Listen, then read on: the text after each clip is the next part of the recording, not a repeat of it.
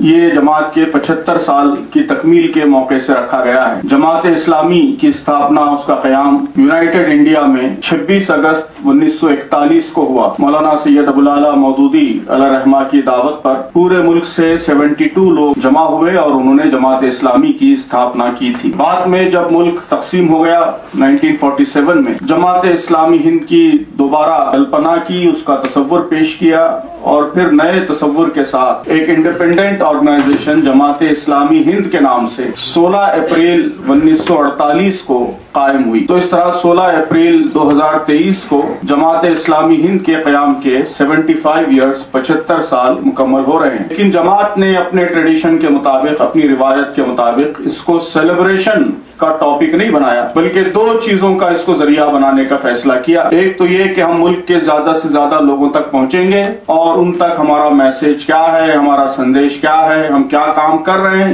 یہ بات ان تک پہنچائیں گے، اپنا انٹروڈکشن کرائیں گے، پریچے کرائیں گے۔ اور دوسرے یہ کہ ہم اپنا انٹروسپیکشن کریں گے، اپنا جائزہ لیں گے کہ 75 سال کے اس جرنی میں ہم نے کیا کھویا، کیا پایا، ہمارے اچیومنٹس کیا ہیں، ہمارے فیلورز کیا ہیں، کمزوریاں کیا ہیں، اور ہم اپنے اگلے سفر کو اور کیسے بہتر کر سکتے ہیں۔ تو اس کے لیے ملک کے تمام مقامات پر ہم ایسے چھوٹے بڑے اجلاس منعقد کر رہے ہیں، اس میں سماج کے ڈیفرنٹ سیکشنز کو انوائٹ کر رہے ہیں، اپنا پریچے ان کے سامنے رکھ رہے ہیں اور پھر ان سے باتیں سن رہے ہیں۔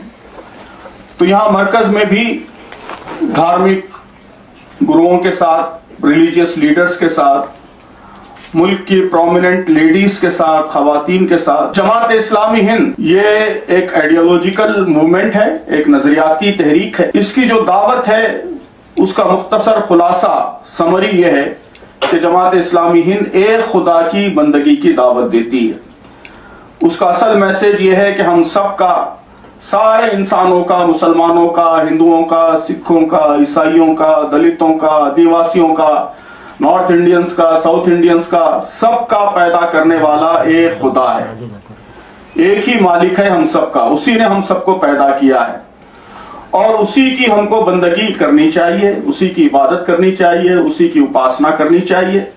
اس کو لوگ الگ الگ نام سے پکار سکتے ہیں لیکن اصلاً سب کا خالق، سب کا مالک، سب کا خدا ایک ہے۔ اور انسان کی کامیابی، انسان کی سفلتا یہ ہے کہ اس خدا کی، اس مالک کی ہم پیروی کریں، اس کی عبادت کریں، اس کی بات مانیں، اسی کی مرضی کے مطابق، اس کے بتائے ہوئے مارگدرشن کے مطابق ہم اپنی زندگی گزاریں، اپنی انفرادی زندگی بھی اور اپنی اجتماعی، ساموہک، کلیکٹیو لائف بھی اسی کی مرضی، اسی کی اچھا کے مطابق ہم گزاریں۔ تو جماعت کا اصل پیغام، اصل میسج ہندوستان کے تمام لوگوں کے لیے، سارے انسانوں کے لیے یہی ہے، ایک خدا کی بندگی کی دعوت لے کر یہ تحریک اٹھی ہے۔ ایک خدا نے جب سارے انسانوں کو پیدا کیا تو سارے انسانوں میں برابری ہے، کوئی اونچ نیچ بھید بھاؤ نہیں ہے۔